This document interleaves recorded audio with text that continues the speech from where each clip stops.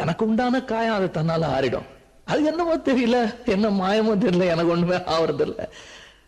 இது எழுதிக்க, நடுவில் நடுவில் மானே தேனே பொன்மானே இதெல்லாம் போட்டுக்கணும். பாரு, எனக்கு என்ன காயம்னாலும் உன் உடம்பு தாங்கிடும், உன் உடம்பு தாங்குமா? தாங்காது. அபிராமி அபிராமி அபிராமி. அதை எழுதணுமா? இது காதல்.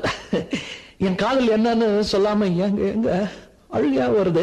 ஆனா நான் அழுது என் சோகம் ஒன்ன தாக்கிடுமோ அப்படின்னு நினைக்கும் போது வர்ற அழுக கூட நின்றுடுது. மனிதர் உணர்ந்து கொள்ள இது மனித காதல் அல்ல,